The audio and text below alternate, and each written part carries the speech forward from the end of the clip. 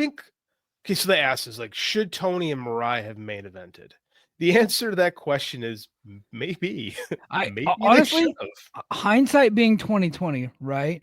Like if you're to rebook this show, I think that would have been the perfect way to end the show with that I match. agree. I Yeah. agree 100. I like what they try to do at the end, and I don't. Of course, JD's neighborhood, the train coming through. Never fails. No matter what time we're doing the show, the train's coming through. Um, I understand why they did it with the main event. I get where they were going. I do think in 9 times out of 10 it is the move. Copeland. I don't think Copeland and Moxley was necessarily bad. I just think that it just paled in comparison to everything else we had seen. Yeah. Like, especially after, dude, Kyle Fletcher might be dead. Like, he might actually be dead. He could be in a hospital right now and be unalived, and I would have no idea. It would not surprise me. How do you follow up Will Ospreay and Kyle Fletcher in the cage, which then was before Kenny Omega and Konosuke Takeshita, which was before Toni Storm and Mariah May. I mean, like, this show was just like banger after banger. It's one of the pay-per-views of all time, and this company has had a history of stacked pay-per-views, and I think they outdid themselves with just how insane the matches were on this show. I predicted it last week that they were going to break the record for most star ratings, like collectively on one show, like the most star ratings. I think we got at least probably 2, maybe 3 matches that are going to go 5 and over 5. It wouldn't shock me whatsoever, but I think a lot of times when you're leaving these shows, you typically, the main event is the last thing you remember. So that's kind of how you always judge it. I hope that's not the case, because I did think that this was an incredible pay-per-view.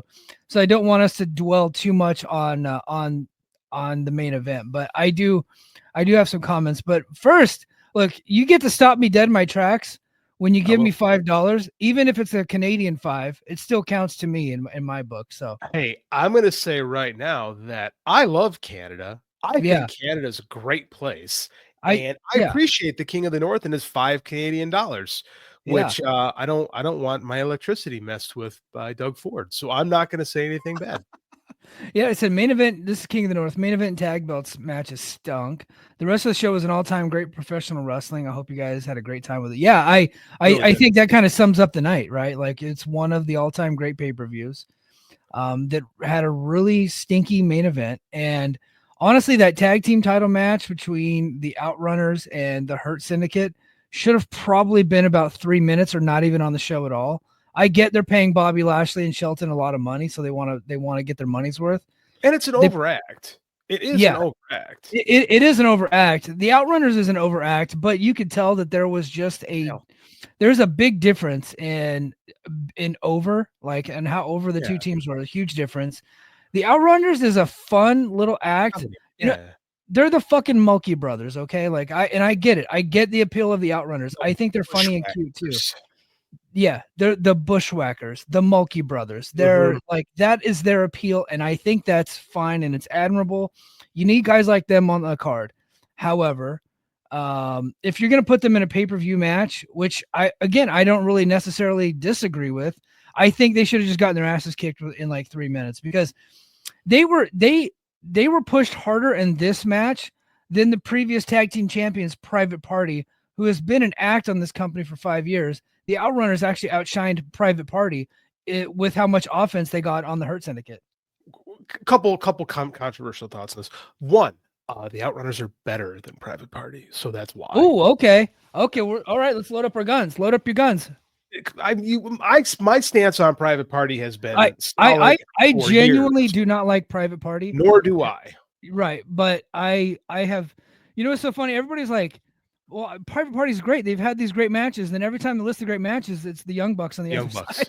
Yeah, because the Young Bucks are really good. I know it's like a hot topic to say that now, but the Young Bucks are still really good at professional wrestling. Anyways, 2, I think this match was fine because everybody had to go take a piss at some point. At some point, you have to go visit the merch table. At some point, you got to get something to eat for the little kid that you take to the shows, in my case. So I needed that. If I'm one of the probably 13,000, including the suites that we had at the crypto.com arena. What a horrible name for an arena, by the way. You need some play. You need some point to go ahead and take, get a little break in.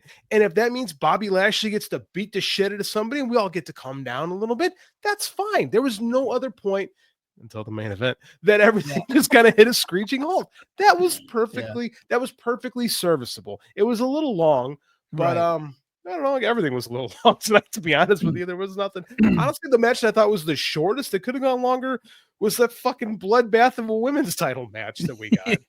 Yeah, it did seem like, and I thought that was, if you said that was the match of the night, I wouldn't fight you. Yeah, no. I wouldn't fight you. I thought Toni Storm, Mariah May killed it.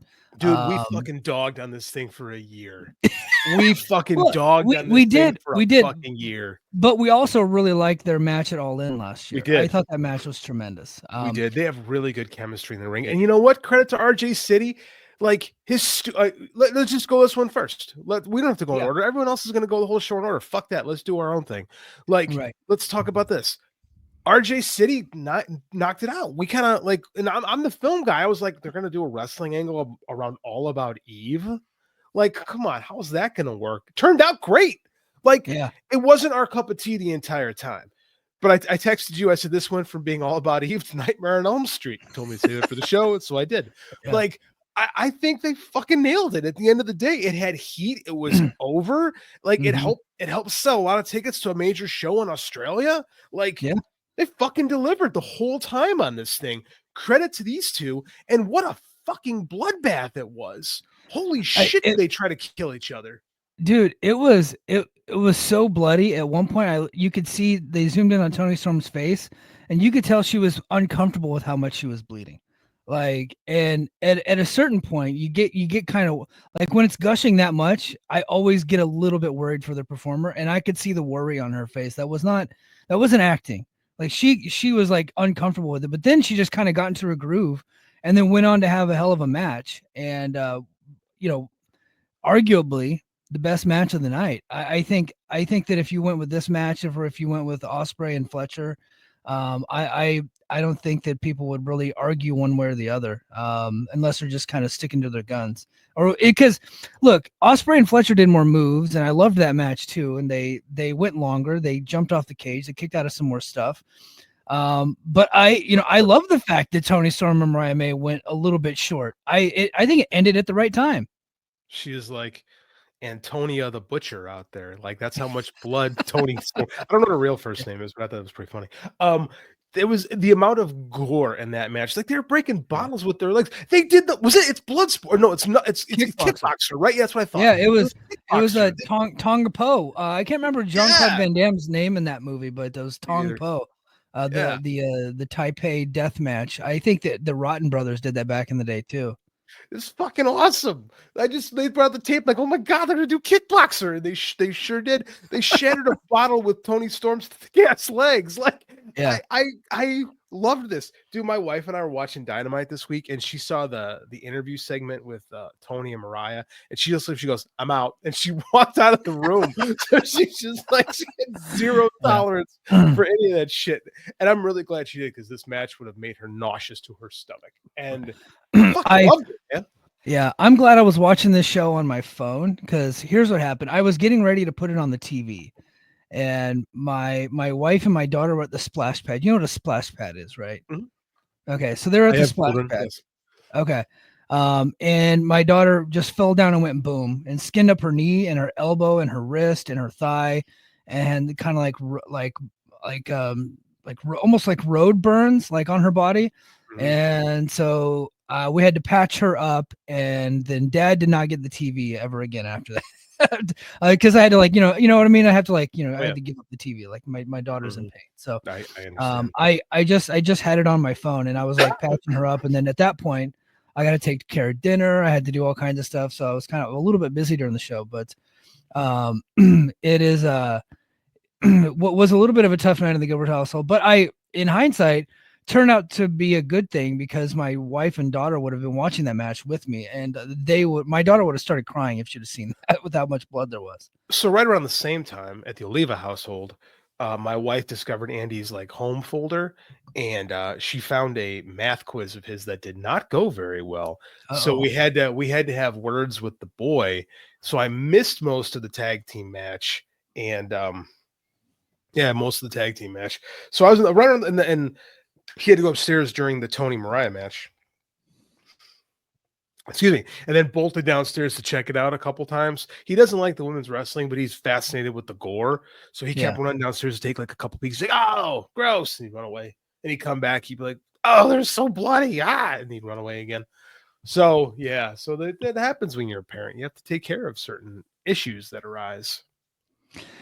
Yeah, man, real life happens during these shows, but man, I don't even have the card in front of me, so we'll just kind of riff. Guys in the chat, I want to hear what your favorite match was, and I want to hear now 7 days later, because we talked about it last week. 7 days later, I want to know if with hindsight being 2020, do you think that Mariah and Tony should have headlined the show? And we are not the women's wrestling No. advocate guys. Those are not who we are. Like we're No. unapologetic meatheads, and we're not trying to score points with the women's wrestling revolution, like the people who are fighting against women's suffrage in pro wrestling. That's not JD and I. We just want like we're very like we're meatheaded dudes, so we don't really care one way or the other. But I'm just thinking on his face, like it was the big blow off of the longest feud that they have going in the company, and the match turned out to be insane. So I'm in the camp that it should have headlined. I agree 100%. And we both kind of scoffed at that a week ago. And I'm man enough to say I was wrong. Yeah. Yeah. We're both, we can be full of shit sometimes. Mm-hmm. Sometimes